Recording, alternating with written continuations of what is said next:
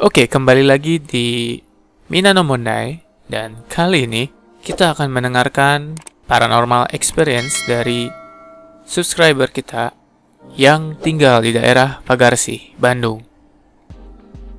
Seperti apa ceritanya? Mari kita dengarkan. Halo semuanya, nama gue Titik Tiga Kali. Dan gue mau menceritakan pengalaman yang gue alami. Jadi waktu dulu itu gue sering nginep di rumah saudara gue yang berada di daerah Jalan Pagarsi, Bandung. Biasanya kalau gue lagi nginep tuh bareng saudara gue, biasanya berempat. Di sini gue pakai nama samaran, bukan Mawar, tapi di sini Udin, Ucok, dan Solihin. Ya, namanya the best.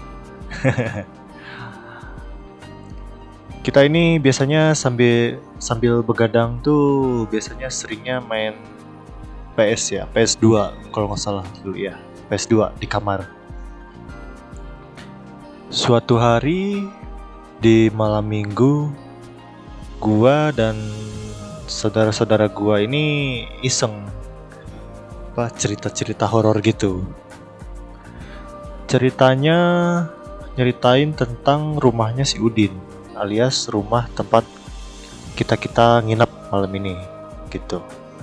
Konon katanya di rumah ini ada penunggunya yang sudah berkali-kali diusir tapi tetap saja balik lagi gitu. Sampai suatu saat pernah diusir dengan cara dimasukkan ke dalam botol, kayak dulu ada acara TV-nya gitu, dimasukin ke botol, terus dibuang ke daerah Lembang apa gitu, lupa. Tapi tetap aja balik lagi gitu. Akhirnya kami bercerita sampai jam 2 dini hari. Setelah kami lelah bercerita, Udin pun berdiri sambil berkata, Gua ngambil minum dulu ya, ke dapur bentar. kami pun menunggu si Udin sambil menonton TV. Udin pun kembali dengan wajah yang pucat sambil gemetaran. Udin adalah orang yang ceria, easygoing, tapi pas dateng orangnya keringetan dan jadi pendiam. Lalu gua tanya, "Kenapa? Kok diem?" Lalu dia jawab. Nyalain dulu lampunya. Lalu dia pun bercerita, pas balik dari dapur, lewat ruang tamu, dia melihat foto wisuda ibunya. Di foto itu tiba-tiba wajah ibunya itu berubah menjadi seorang nenek-nenek. Dan tatapan matanya seperti bergerak mengikuti si Udin. Karena sebelumnya kami cerita hantu sambil bercanda, kami pun nggak langsung percaya dan malah menertawai. Bisa aja lu. Lalu wajah Udin terlihat makin panik sambil melihat ke arah yang lain. Gua pun menyadari sesuatu. Kalau misalnya dia bercanda, mukanya Udin biasanya itu gak akan serius parah gitu, dan gak akan sampai dia keringetan. Lalu gue ngomong ke si Ucok dan ke si Solihin. Lihat dari reaksinya sih kayaknya beneran. Kami pun bersama-sama mau ngecek foto wisuda tersebut. Dan si Udin pun mengikuti kami dari belakang. Dia berjalan di belakang kami bertiga karena mungkin dia ketakutan. Sesampainya di ruang tamu, kami pun menoleh ke arah foto itu. Dan pada saat itu, kami tidak melihat ada yang aneh pada foto wisuda itu. Tuh kan bener, Nyama bercanda mulu biar pada takut. Kami pun tertawa. Kayaknya itu efek dari tadi kita cerita hantu deh. Udahlah, actingnya ada-ada aja. Setelah itu, kami pun memutuskan untuk kembali ke kamar dan melanjutkan bermain game PS2 sampai sekitaran jam 4 subuh, lalu tidur. Pada saat jam setengah 5 pagi, Ucok pun bangun karena ada panggilan alam dan ingin pergi ke WC. Kebetulan WC-nya ada di sebelah kamar. Tetapi ketika si Ucok keluar dari kamar mandi, dia mendengar suara yang samar-samar dari arah ruang tamu. Karena pada saat itu orang tua Udin sedang keluar kota dan hanya kami berempat yang berada di rumah itu, Ucok pun mencurigai suara tersebut adalah suara maling atau suara pencuri dan berjalan ke arah ruang tamu.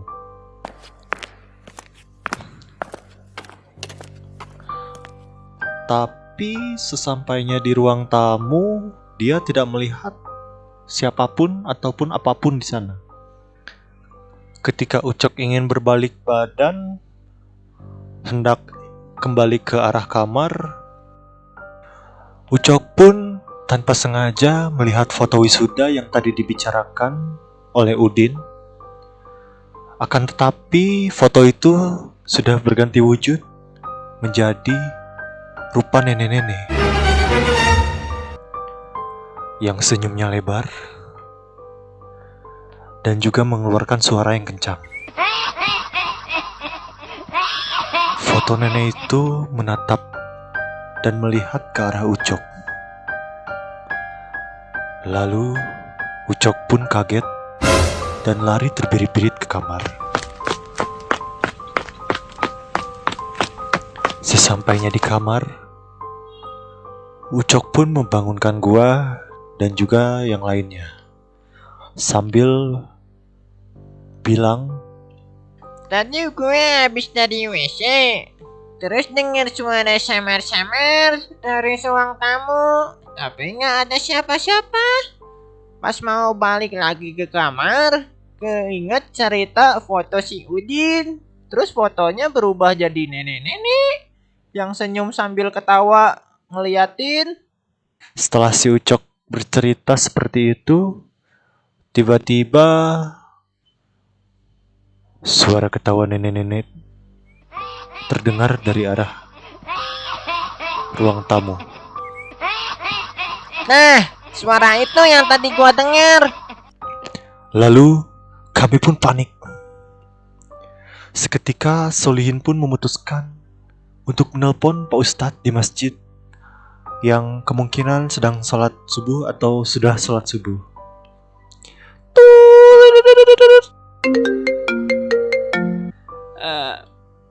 Halo, Pak Ustadz, lagi di mana? Saya lagi di masjid. Bisa datang nggak ke sini ke rumah Udin? Kita mau minta tolong. Minta tolong apa ya?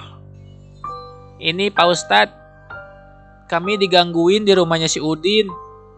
Oh, begitu. Ya. Nanti saya ke sana ya. Tak lama, Pak Ustadz pun datang. Assalamualaikum. Karena kami tidak berani untuk membukakan pintu depan, kami pun mempersilahkan Pak Ustadz untuk masuk lewat pintu samping. Ini kenapa ya di dalam berisik? Jadi gini Pak Ustadz, tadi itu sebelum kita tidur, kita cerita-cerita hantu dulu gitu loh. Habis itu si Udin ke dapur kan ngambil minum, terus ngeliat foto wisuda ibunya yang berubah sambil ngeliatin dia gitu. Terus dia kelihatannya panik gitu. Habis itu dia cerita ke kita, tapi kita nggak percaya dan ketawa-ketawa. Ini juga suaranya suara dari foto itu. Pak Ustadz, tolong dong dibantu. Oh, Fotonya ada di sebelah mana ya? Ketika kami memasuki ruang tamu, tiba-tiba suara nenek-nenek itu semakin kencang. Dia semakin tertawa dengan kencang.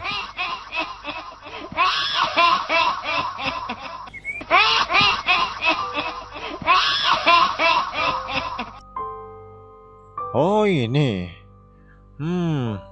Memang kabarnya rumah ini memang angker. Ada penghuninya, sudah pernah dibuang juga datang lagi. Sebelum si penunggu ini semakin mengganggu, Bapak bakal urus dulu ya. Lalu Pak Ustadz pun mulai membacakan doa-doa.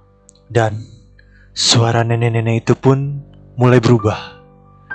Dari yang awalnya tertawa, berubah menjadi teriak.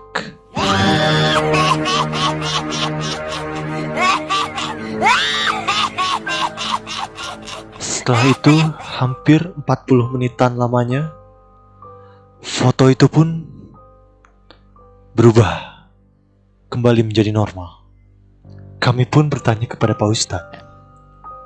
Nanti balik lagi nggak? Insya Allah, Bapak jamin tidak akan balik lagi. Asal kalian banyak berdoa saja. Pagi harinya, orang tua Udin pun pulang. Dan kami pun langsung menceritakan kejadian semalam yang terjadi pada kami kepada orang tua Udin. Lalu Bapak Udin berkata, "Oh, ini kenapa pada balik lagi? Sekarang malah ngeganggu di rumah. Padahal biasanya juga di gapura." Sampai sekarang pun si Udin sudah tidak berani lagi untuk mendengarkan atau bahkan menceritakan cerita-cerita horor lagi. Dia yang dulu dikenal sebagai orang yang ceria dan easygoing, kini kalau sudah memasuki waktu malam, mulai menjadi orang yang penakut. Setelah kejadian ini, penunggu yang ada di rumah si Udin memang sudah tidak ada. Akan tetapi, ternyata gapura yang ada di samping rumah si Udin tiba-tiba dihinggapi oleh penunggu yang baru. Ya, itu tadi cerita dari salah satu subscriber kita yang tinggal di Jalan Pagarsih. Jika kalian memiliki kisah paranormal experience yang kalian ingin bagikan, bisa kalian bagikan di kolom komentar di bawah atau DM ke Instagram kami di @minanomondai. Jangan lupa untuk subscribe video ini, like jika kalian suka, dan sebarkan ke teman-teman kalian yang suka konten seperti ini. Sampai jumpa di video berikutnya.